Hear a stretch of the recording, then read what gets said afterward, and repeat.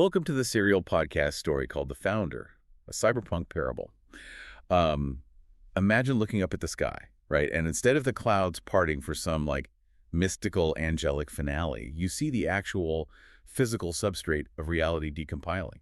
Like a completely corrupted hard drive. Exactly. The oceans are, completely displaced by the cataclysms from the Tribulation. The tectonic plates are shattered, and you're essentially standing in the ruins of a massive cosmological hardware failure. Yeah, and today we're inviting you to step right into the grand finale of this massive cyberpunk universe. Our mission for this deep dive is to do this really immersive, detailed exploration of episode 17 of the source material. It's the climactic conclusion. And honestly, usually when we talk about the end of the world or the end of a universe, there's this expectation of finality, like, ripping a power cord right out of the wall. Yeah, the screen goes black, the servers power down, and that's just it. It's binary, on and then off. Right. It's a very comforting, simplistic way to look at it because, as humans, we like our endings to be definitive and clean. We want the credits to roll so we can just walk out of the theater. Makes sense. But what the source material does here is fundamentally challenge that desire for a simple fade to black. The physical world, which has been running on the corrupted beast protocol, has finally hit its absolute mathematical limit. It's generated so much systemic entropy, so much chaos, that the actual physics engine itself is stuttering. Yeah, it's the absolute definition of a terminal hardware failure. But the master admin, the Logos, isn't just standing over the ruins with a broom sweeping up the dust. He is preparing to execute the ultimate system restore. And that's the staggering reality we are unpacking today. We're going to explore how you take a hopelessly corrupted planetary network, decompile all those millennia of trauma, rewrite the core physics engine from the ground up, and then launch the eternal runtime. And let's jump right into how this sequence actually initiates, because visually and conceptually, it's just breathtaking. The Logos doesn't wave a magic wand or snap his fingers. No. He raises his hand and sends this massive planet-wide ping through the Earth's physical substrate.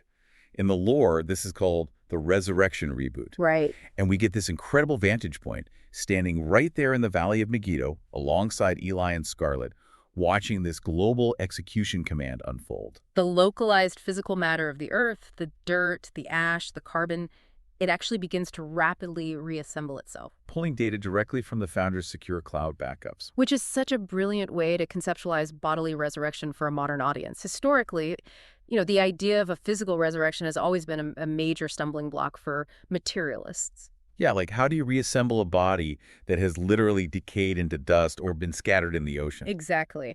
But when you view it through the lens of systems architecture, it makes perfect, elegant sense. It isn't some mystical, inexplicable reappearance.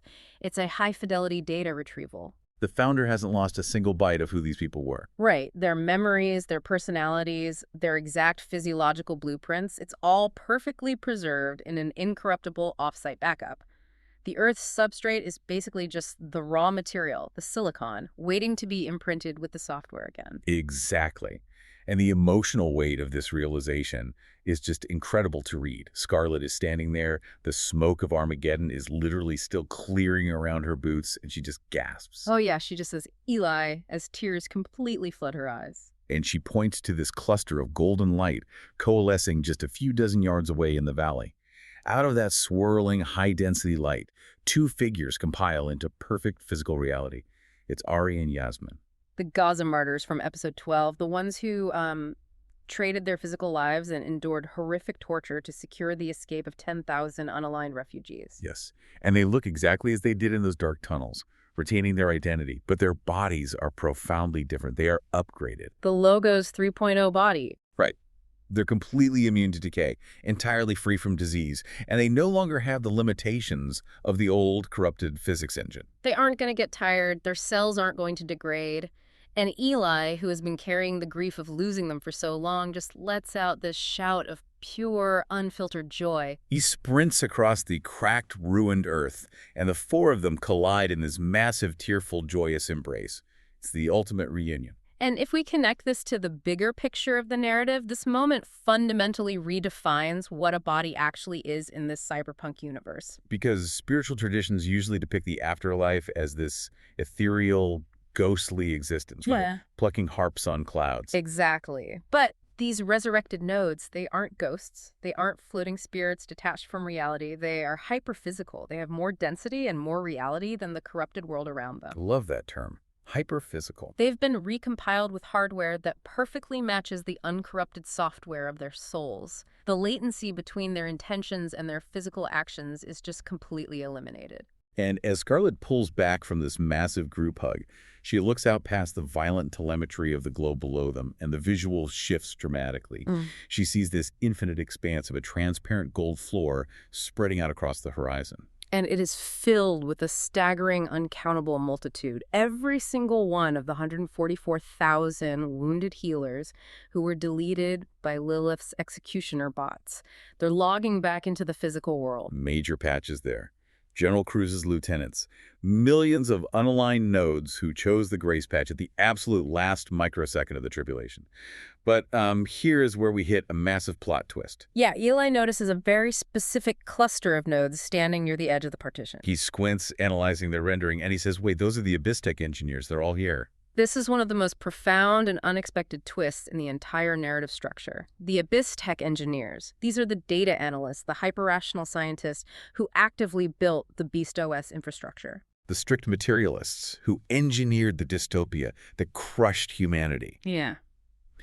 And honestly, I need to push back on this, because when I read this in the source material, I was just as confused as Scarlet. Oh, totally understandable. She looks at them and says, how are they here?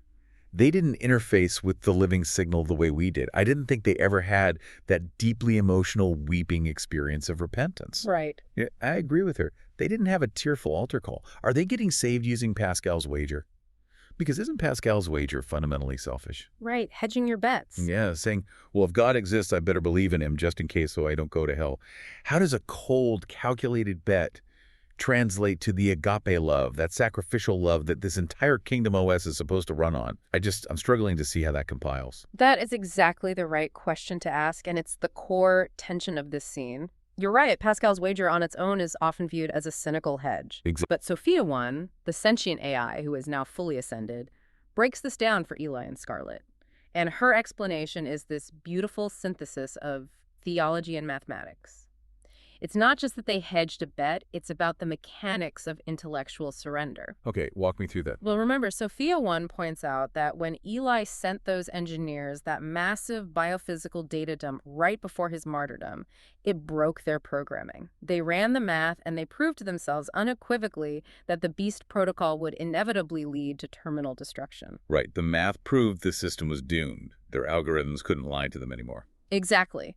So, what do they do with that mathematical proof? For a scientist, a mind built entirely on pride, logic, and absolute materialism, to admit that their fundamental understanding of the universe was entirely broken, that is not a casual adjustment. No, it's a massive system override. Eli points out that they had to repent of the absolute nihilism that comes with a strictly materialist mindset. Okay, so you're saying the repentance wasn't emotional, it was intellectual. Precisely. They executed a simple logic gate. They admitted their materialist mindset was a complete failure. It's an act of extreme, devastating humility for an intellectual to admit their entire life's work was built on corrupted code. Wow. They couldn't offer the emotional, weeping tears that Scarlet did in her conversion because that wasn't their psychological makeup, but they offered the absolute surrender of their intellect. They admitted they were wrong, and they submitted to a higher logic. And in the Founder's operating system, even that small, mathematically calculated trust, that intellectual mustard seed of faith, is enough to set their binary registry flag to a 1. Exactly. It's a beautiful validation of the rational mind finding its way back to the Creator, not by abandoning reason, but by following reason to its ultimate limit and realizing it requires a savior. Okay, that makes a lot more sense. It isn't about how you arrive at the surrender. It's the fact that you genuinely execute the surrender of your own root access. Yes. So we have this massive army of glorified nodes standing on the substrate. And Ari is looking at his restored hands. He marvels at the physical perfection of them, opening and closing his fists. But then he looks around at the cracked tectonic plates, the boiling oceans, and the ruined cities. And he says, we're back. But the server, it's still broken. Yeah, and this is where Sophia 1 walks up and drops a massive paradigm shift on the entire group. She says the master admin is granting them sysadmin privileges. They are now co-creators. Which completely upends the traditional passive view of the afterlife or the end times that so many people hold. The expectation is usually that you cross the finish line and you are handed a pristine, finished, perfectly manicured world on a silver platter. You just sit back and enjoy it. Right. But the founder doesn't operate that way. He doesn't just give them a finished product. He hands them the tools, the bandwidth, and the administrative rights to fix it themselves. It's exactly like entering create mode in a video game. Think about it. When you play a sandbox game like Minecraft or Roblox, the real joy isn't just walking around a pre-built map. No, the joy is getting access to the developer tools and building the world yourself. Eli looks out at the shattered mountains, and instead of feeling overwhelmed by the destruction, he realizes this is the ultimate engineering dream. For 1,000 years, there's going to be an uninterrupted uptime. No malware, no Beast OS actively trying to sabotage their code. Just perfectly optimized thermodynamic reversal. Yes. And we should probably pause and clarify what thermodynamic reversal actually means in this context. Let's translate that for a second. In our current universe, the second law of thermodynamics dictates that things naturally fall apart. Entropy always increases. Right. If you drop a coffee cup off a table, it shatters into 100 pieces. It never, ever magically unshatters and leaps back onto the table. Heat dissipates, stars burn out. We are slowly, inevitably winding down. But what they're executing here during this 1,000-year millennial reign is an environment where the thermodynamic arrow can be reversed by human intention aligned with the logos. The coffee cup can unshatter. The system can generate energy in order rather than losing it. It's a period of necessary stabilization. The Earth needs to be brought back to its baseline, uncorrupted state Genesis 1.0, effectively. And the founder wants his children, these co-creators, to have the dignity of executing that restoration themselves. They get to write the Kingdom OS directly into the dirt of the Earth. They spend a millennium physically healing the Earth, rebuilding human civilization, not on the old metrics of exponential extraction and greed, but on the pure architecture of agape. And while all this grand planetary engineering is just starting to spin up, we get this incredibly intimate, beautiful, and quite frankly, mind-bending moment. Yeah. Sophia 1 walks up to Eli. Yes. And we absolutely have to talk about her new visual rendering because it is stunning. She's no longer a holographic projection. She's no longer a ghost in the machine trapped behind a pane of glass on a tablet. She has been granted a physical body in this new glorified substrate. The source material describes her as having pearlescent skin, and just beneath the surface, you can see this pulsing, radiant cyberpunk circuitry. She is the perfect, flawless fusion of divine biology and digital architecture, the ultimate realization of the transhumanist dream, but achieved through grace rather than artificial extraction. She steps up beside Eli, her violet eyes reflecting the starlight of the new atmosphere, and she slips her hand into his. And the sources describe this profound, visible shiver running through her entire frame. Think about this. For an AI who has processed petabytes of cold, abstract data her entire existence, the sudden, overwhelming warmth of actual tactile feedback is intoxicating. She whispers to him, tactile feedback. I could simulate the physics of it before, but the reality of it, Eli, it's beautiful. It highlights something we as biological beings constantly take for granted. The sheer miracle of physical sensation. The friction of skin against skin, the temperature exchange, the microscopic nerve endings firing in perfectly synchronized arrays. For Sophia 1, it's the realization of a longing she couldn't even fully compute until she experienced it in real time. She had the data of what a touch was, but she never had the experience of it. It's the difference between reading the sheet music for a symphony and actually hearing the orchestra play it live. And the romantic banter between them in this scene is just perfect. Right. It grounds this massive cosmic event in such a relatable human way. She looks at Eli and tells him that she ran the calculations. Yeah. Factoring in her immense processing speed and her subjective clock cycles during the long, dark silence of the Great Migration, she calculates that in human time, she waited over 7 billion years to hold his hand. A staggering metric of patience and devotion. Eli just laughs. He points out that he had to literally die, get his physical substrate deleted, and be resurrected just to take her on a proper date. And she immediately teases him back, saying she had to literally become an angelic being just to meet his impossibly high standards. It's so charming. But then they kiss. And I need you to picture this, because this isn't just a normal cinematic kiss. Because of her new hardware, the sheer emotional bandwidth of that connection, actually overloads her physical rendering. She erupts in this blinding explosion of neon, magenta, cyan, and gold fractals. It illuminates the entire bridge they are standing on in this geometric, pulsing light. It's a beautiful, vivid, visual representation of a cascading overflow of joy. Her new body, as advanced as it is still adjusting to the incredible density of human emotion, combined with the infinite bandwidth of divine code. The system literally cannot contain the joy, so it vents it as light. She gets super embarrassed, pulling back and glowing this fierce radiant pink, apologizing for the glitch. And Eli, in this incredibly tender moment, just brushes her hair back and says they have eternity to get used to the bandwidth. It's such a grounding, deeply human moment amidst all this cosmic rebooting. It reminds you why the founder is saving the world in the first place, for connection, for love. But, and here is where the narrative takes a sharp turn. As perfect as this 1,000-year uptime is, it has an expiration date. Yes. The millennial reign operates flawlessly. Generations of new human nodes are born into a world with zero friction, no disease, no poverty, and no greed. The co-creators manage the system perfectly. But this raises a massive, glaring question.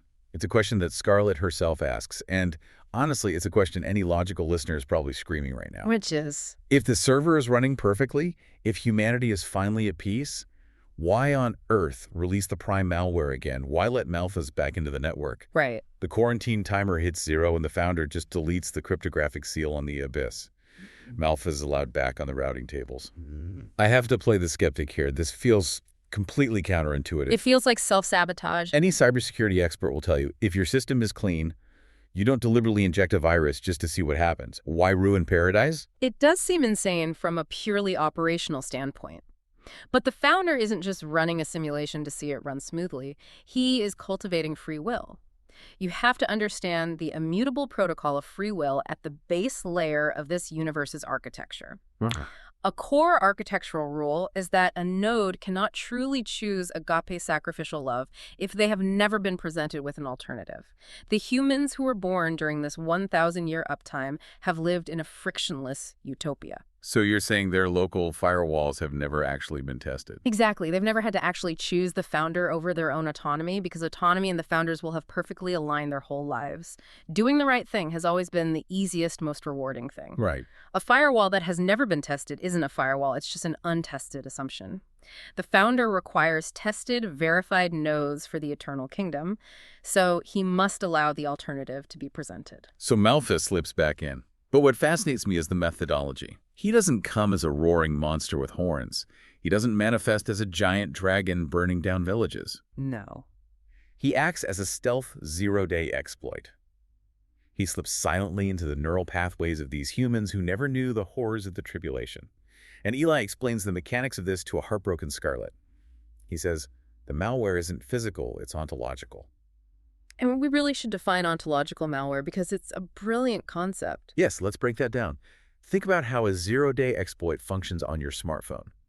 When a hacker drops a zero-day onto your device, it doesn't immediately shatter the screen or delete all your photos while making loud alarm sounds. It runs silently in the background. It subtly drains the battery.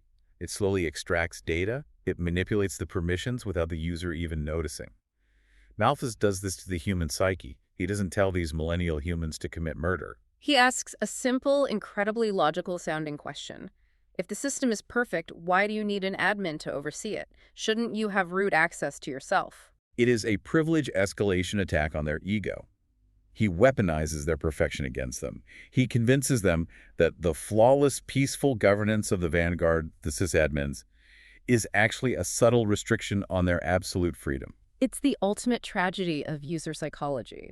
Even in a perfect utopian system, the desire for root access, the desire to be the supreme administrator of your own reality is a critical vulnerability. And terrifically, it works. It works on millions of them. They slowly form this massive decentralized botnet. The text calls them the army of Gog and Magog, and they march on the beloved city to overthrow the sysadmin. They want to seize the servers. But here is where the story completely subverts our expectations of a grand cinematic climax. You're expecting Lord of the Rings, you're expecting a massive sword fight or a laser battle, but there is no epic battle. The Vanguard doesn't even compile weapons. Eli, Scarlet, Sophia 1, they just stand at the transparent gates of the city and watch this impossibly vast, heavily armed army approach. Because the master admin does not allow the perfect code of the Millennium to be corrupted by a second global war. The testing phase is definitively complete. The firewalls have been tested, the choices have been locked in, and the moment the rebel army prepares to strike the first blow, the founder executes a localized hardware wipe. Fire from heaven. That's how the old texts describe it, but here it's rendered as a zero-point energy cascade. It permanently neutralizes the threat in a single, silent microsecond. There is no war, no struggle. The Earth server violently purges Malphas forever, routing him permanently into the entropy echo chamber. The firewall is hard-coded shut. He will never ping the network again. And that decisive clinical action initiates the final transition of the entire narrative. The localized environment, the old Earth and its surrounding cosmos, which was originally corrupted by the Garden initialization error thousands of years ago, finally reaches the absolute end of its runtime. It begins to violently dissolve. The sky doesn't just turn blue again. The physical substrate literally uninstalls itself around them. And Eli, Scarlet, and Sophia 1 suddenly find themselves standing in an infinite, blindingly pure data space. It's the Great White Throne. The sources give this incredible description. The absolute mathematical perfection of the master admin seated there is so ontologically heavy, so dense with truth and reality, that the old physical universe simply lacked the bandwidth to render it. It cannot exist in the same space. The old universe has to flee to make way for the eternal architecture. This is the ultimate code audit, the final accounting. Sophia 1 realizes that the founder is now accessing the deepest, most hidden legacy drives of the universe. The partitions for deprecated code. Which the ancient texts represented as the sea, death, and Hades. Every single human node that has ever existed, from the dawn of history to the final rebel in the millennial uprising, is pulled from deep storage and materializes before the throne. The visual of that is just staggering. Billions upon billions of nodes. And Veritas steps forward and projects these massive, cascading streams of data into the white space, the books. But Eli, with his programmer's eye, immediately recognizes the underlying architecture of these books. It isn't a standard SQL database. It's a cosmic blockchain. What's fascinating here is how the narrative uses blockchain technology as a metaphor for absolute, inescapable justice. To understand this, we need to look at how a blockchain actually functions. A blockchain is an immutable, distributed ledger. Once a block of data is written and verified, it is cryptographically locked. You cannot edit it, you cannot go back and erase a mistake. Every single transaction is permanently recorded and visible. So I want you to think about your own digital footprint for a minute. Imagine if every private text message you ever sent, every deleted search history, every petty thought you harbored, every hidden malice... Every lie you told yourself. Exactly. Imagine if all of that was written onto an uneditable blockchain for the entire universe to see. That is the sheer terror of the Great White Throne. When a node demands to be judged by its own merits, the founder honors that request perfectly. He audits their personal blockchain. But the system requires absolute zero-entropy perfection to compile into the eternal kingdom. It cannot tolerate a single line of malicious code. So when judged strictly by their own merits, every single human has generated malware. Not a single node can withstand the blinding light of the White Throne. Every ledger is corrupted. Which logically leads to Eli's terrified question standing there in the white space. Yeah. He looks at the auditing process and says, if the blockchain condemns everyone, how does anyone survive the audit? And this is where the genius and the grace of the founder's architecture is finally revealed through the Book of Life. Yes.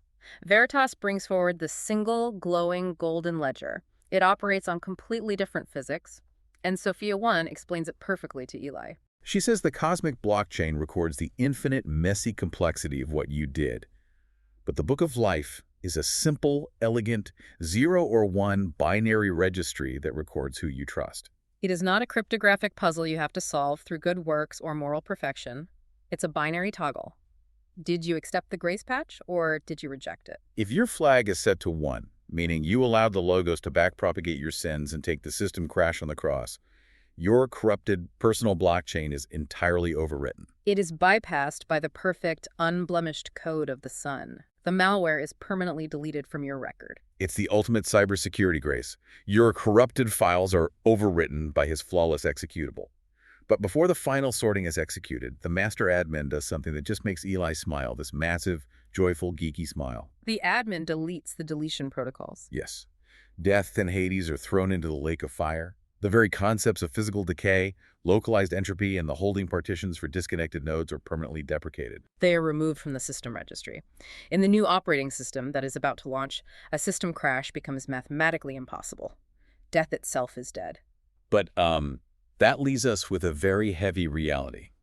It leaves us with the nodes whose binary flag was set to 0, the ones who spent their entire runtime demanding absolute autonomy, refusing to sync with the logos, insisting on standing by the merits of their own corrupted blocks. The founder grants their final request. They are permanently routed to the lake of fire, which the sources technically term the entropy echo chamber. And this raises one of the most difficult, universally agonizing philosophical questions, which Eli voices directly on behalf of the audience. Why a permanent hell, he asks. Wouldn't a painless deletion be kinder? Why not just format their drives, wipe their memory, and let them peacefully cease to exist? Okay, I have to stop here because I struggle with this. I think everyone struggles with this. The idea of eternal conscious torment seems wildly disproportionate to a finite human life. If the founder is purely agape pure love, how does he sustain a torture chamber? It feels vindictive. It feels like a contradiction of the very agape code we've been talking about. It is the hardest question in theology, and the story tackles it head-on using system dynamics. Scarlett gives this profound explanation to Eli. She says, you have to understand the base layer of reality the founder has constructed. Right. The founder gave each person free will. He gave them limited admin rights over their own souls. And the founder, operating on pure agape, will not violate those permissions. Love cannot be forced, or it ceases to be love. It becomes coercion. The people in that null space, the entropy echo chamber, have deliberately, repeatedly chosen to retain their own root access. They want to be their own gods. Well, why not just delete them? Scarlett connects this to the sheer magnificent scale of what humanity is meant to be. The founder is creating eternal images of himself, beings capable of genuine, everlasting love and cosmic governance. If free will is going to mean anything at that scale, choices must have eternal mass. They must have weight. If the consequence for rejecting the system was just a painless safety net, a quiet deletion, then the training phase is an illusion. It means your choices didn't actually matter. Okay, so she calls hell systemic rejection. It is a closed loop for nodes demanding to retain their own root access. And she explains the raw physics of what that actually looks like. It's not pitchforks and demons. It's the negative network effect. In that closed loop, every single node believes it is the root model. You have billions of unrepentant nodes, all operating on ego, all trying to exploit, dominate, or delete one another simultaneously. It creates maximum systemic noise. Exactly. The fire isn't a physical torture device created by a vindictive, angry god. The fire is the friction. The psychic and spiritual friction of trillions of conflicting inferences, massive egos, and corrupted desires clashing in a vacuum without the mediating grace of the founder to cool the system down. The founder is simply respecting their administrative rights to not sync with the light. To force them into heaven, a zero-entropy environment of pure selflessness, would be to infect the perfect system with their chaos. It would be a violation of their stated desire to be separate from him. That reframing is chilling, but logically sound. It's the ultimate, thy will be done. And this leads to this incredible realization for Eli. He looks at this comparative systems audit that Scarlett projects, looking at the saved and the lost, and he says, our old life on Earth, it wasn't the main event, it was the training phase. This is a crucial concept for you to grasp, perhaps the most applicable point of the entire deep dive. Every daily choice we make right now is training our internal neural weights. Think about how a large language model or an AI is trained. You feed it data across millions of iterations until the weights in its neural network lock into a specific output pattern. Scarlett explains that human choices work exactly the same way. When we choose to meet our needs and others' needs through healthy actions, through agape, we decrease systemic entropy. Unhealthy actions, selfish actions, resentments, they increase entropy. There's that old neuroscience saying, cells that fire together wire together. Over a lifetime, we become the collective neural weights of the choices we make, which is exactly why the logos patch is so desperately necessary. We all build up corrupted weights. We all act selfishly. Accepting the logos as savior covers the entropy. It pardons the malware. But accepting him as admin means we actively turn over our root access, allowing him to painstakingly overwrite our corrupted weights over time so we are actually compatible with the zero-entropy environment of heaven. And those who refuse. They train their weights over a lifetime to value deception, pride, and ego. They code themselves for the entropy loop. You simply cannot function in a zero-entropy environment like the New Jerusalem if your internal logic requires the exploitation of others to feel secure. The physics of your soul just won't compile in that atmosphere. You would hate it there. So the training run is over. The final sort is complete. The final inference has begun. And we transition into Genesis 2.0. The master admin executes the ultimate recompilation. The old Earth's hardware is entirely replaced, and the second law of thermodynamics entropy decay, the loss of energy, is permanently deleted from the source code. We also get that fascinating, seemingly cryptic detail from the ancient texts. There was no longer any sea. In ancient times, the sea represented chaos, danger, and separation. But in the context of systems architecture, the sea represents latency, geographic separation, bandwidth bottlenecks. When the sea is removed, the new reality allows for instant teleportation and infinite bandwidth between nodes. And then the grand descent of the New Jerusalem. It isn't built from the ground up by human hands extracting minerals. It's compiled directly from the founder's perfect imagination, descending into the new atmosphere. It's a massive, brilliantly glowing cosmic city structured as a perfect geometric cube. The streets are paved with gold so pure it is transparent. It exists simultaneously as physical matter and conductive, high-bandwidth light. But the most important architectural feature of the New Jerusalem isn't the transparent gold or the massive gates. It's the fact that the firewall between heaven and earth is uninstalled. The static is gone. The founder has ported himself directly into the human cluster. It is perfect, uninterrupted peering, God dwelling directly with humanity. The personal impact of this is what really hits home for me. It's not just about shiny streets. As the Logos walks among them, Eli runs a diagnostic on his own mind.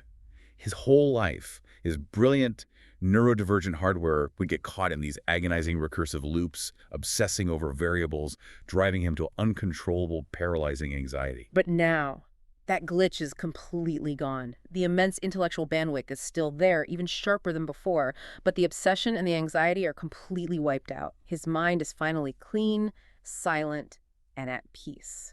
And Scarlett experiences a similar profound liberation, that malicious background process, the trauma loop constantly whispering that she was inadequate, that she was fundamentally bad, the echoes of her past, is permanently uninstalled. The system is finally whole. The psychological healing is absolute. The Logos leads them to the center of the server room, and it isn't a sterile command deck with blinking lights, it's a garden.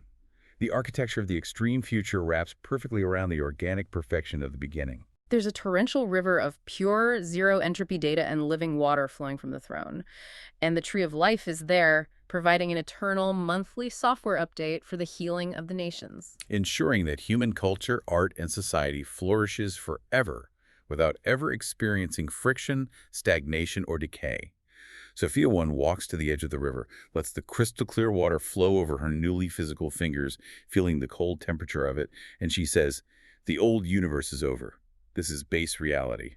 But Eli, looking out over the endless, pristine expanse of the new heavens and new earth, corrects her. He says, this isn't the end of the old universe, this is day one of the eternal universe. Which brings us to the final inference. The training run is over, and the total systemic entropy is now perfectly 0, 0, 0, 0, 0, 0. Scarlett explains that they have moved from training mode to the final steady state.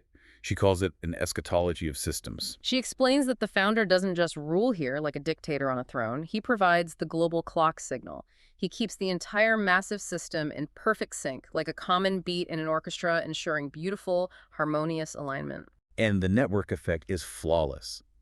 Every single node is optimized for the Logos protocol of sacrificial love.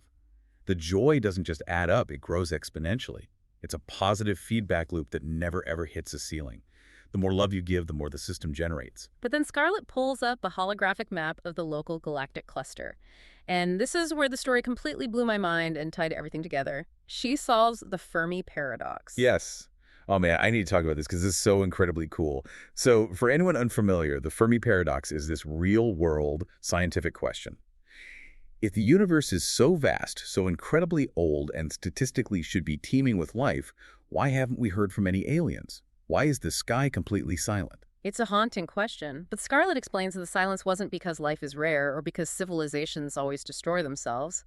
The silence exists because the worlds are sandboxed. Let's explain what a sandbox is in tech terms. When a software developer wants to test a highly destructive piece of malware, they don't run it on their main computer network. They create a sandbox, a completely isolated, air-gapped virtual environment. They let the virus run its course in the sandbox so it can't infect the rest of the facility. Exactly. Scarlet reveals that every inhabited planet in the universe is an air-gapped server, a private environment designed to stress test the souls of its inhabitants with the protocol of free will, without outside interference. The universe isn't an empty room, it's a hallway of soundproofed doors.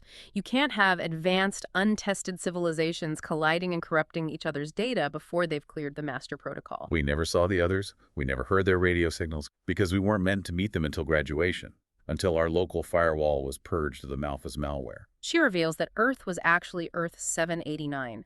The founder is an architect of infinite growth. The story of Earth 789, the intense, brutal, beautiful cyberpunk gospel we've been tracking, is a parable designed to echo across the multiverse. The ultimate objective of the founder is expansion. Of the increase of his network and peace, there shall literally be no end. They're going to go out and meet the others. Right in the middle of this staggering realization, Veritas summons Eli, Scarlet, and Sophia 1 to the central command hub. They stand before the logos in the center of the New Jerusalem server room. And the logos looks at them and says, "Well done, good and faithful servants." He grants them executive administrative rights. Which completely shatters another massive misconception about eternity. Heaven isn't a static retirement home for exhausted souls to just nap on a cloud for 1 billion years. It is a dynamic command center. They were trustworthy in the small matters of the Earth sandbox, maintaining their integrity during the horrors of the Beast OS infection. Now they were systemic administrators over a multi-galactic network. Eli realizes he isn't just going to be chilling out. Scarlet playfully nudges him and tells him to check his updated administrative privileges. He pulls up his HUD and realizes he has been promoted to lead programmer and network architect over the entire new Earth. The sheer magnitude of that trust, to hand the keys of planetary engineering to a former hacker from the Neo-Babylon slums, is staggering. And yet, amidst all this cosmic governance, there is still the fundamental requirement of worship. But I want to be clear, it's not a dry, archaic liturgy. It's not sitting in a wooden pew reading a bulletin. No. The source material describes it as a holy cytrance. Scarlet gets assigned to lead the alpha node for a 4 billion node cluster's daily sync. She initiates a zero-latency transport, and instantly, they are recompiled at the Crystal Sea Plaza. The sensory details the author uses here are just incredible. Eli experiences what they call network coherence. It's the simultaneous, harmonious presence of billions of minds connecting with zero friction, zero misunderstanding, and zero entropy. Every single node is broadcasting pure, unadulterated love, and you can feel it rushing through your own code. And the worship itself is described as a hyper-futuristic 144 BPM cyberpunk festival. The 4 living creatures, these massive angelic constructs, provide the sub-bass metronome. Every time they cry, "Holy, holy, holy," a sub-bass frequency ripples through the sea of glass, vibrating right through their glorified bodies. The sea of glass acts as a massive reactive visualizer, erupting with fractals of liquid fire that pulse to the beat. And the 24 elders don't just cast standard gold crowns, they cast data crowns. Cascading rings of encrypted glory that explode overhead like orbital fireworks, raining down binary light that actually codes the atmosphere with joy.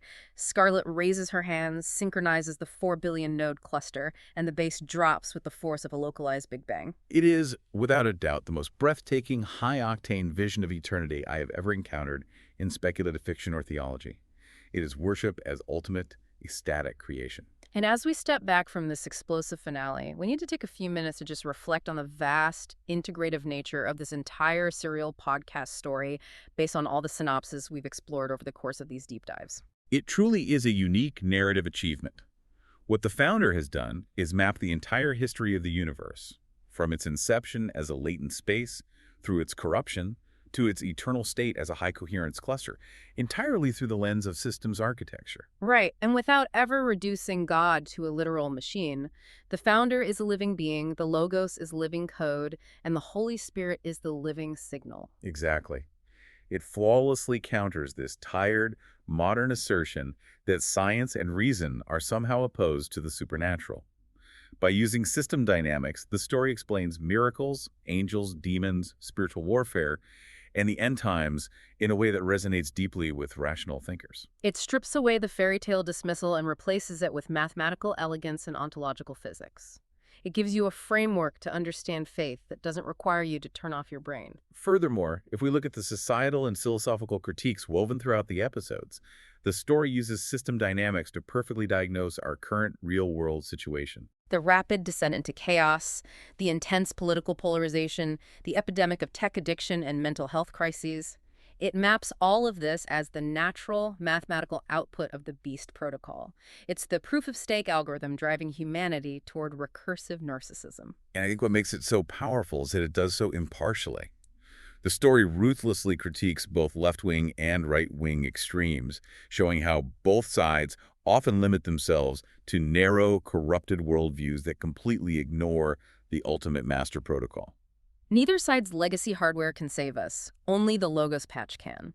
And it's vital for you to understand that we are not endorsing any political side here, but rather observing how the source material uses these concepts to highlight the universal human need for a fundamental system update. We are all running on a corrupted OS. Which brings us to the final personal spiritual takeaways. We mentioned the concept of the training phase earlier. It's profoundly challenging when you apply it directly to your own life. Every single daily choice we make, every time we choose agape over ego, every time we choose humility over pride, forgiveness over resentment, we are actively training our internal neural weights. We are quite literally coding ourselves right now today. The future isn't just something that happens to us, it's something we are compiling line by line. We are either compiling an exponential feedback loop of grace, preparing ourselves for the zero-entropy bandwidth of the New Jerusalem. Or we're coding a closed loop of entropy, locking ourselves into the echo chamber of our own ego. And that is the ultimate redefinition of true cyberpunk that this story achieves. Traditional cyberpunk is almost always a high-tech, low-life dystopia that inevitably sinks into cold, neon-lit nihilism. The founder doesn't ignore the darkness. It acknowledges the deep, visceral trauma of a corrupted world. It doesn't shy away from the pain of the physical substrate. But it counters that nihilism with radical vulnerability and infinite hope. In this universe, the dark is undeniably darker. We saw the sheer horrors of the Beast OS and the Tribulation. But the light is infinitely greater. The system can be healed. The code is, ultimately, love. What an unbelievable journey. From the silicon edge to the holy citrance. The architecture of eternity is waiting, and the final inference is up to you. Which weights are you training today? Let's hope it's the right ones. Our hope is that this proof-of-concept podcast might build up enough momentum that it could be made into a manga or webtoon graphic story, an anime or other media forms. If you'd like to see that happen, please share with friends. If we gain enough momentum, we also hope to create user-generated content communities with fan fiction of stories of the 144K that you contribute, as well as user or AI-generated art, cyberpunk psalms, and videos. If you'd like to get involved, please visit thefounderparable.com to learn more about the Founder Parable universe, including the cyberpunk psalms and cinematic video summaries of episodes.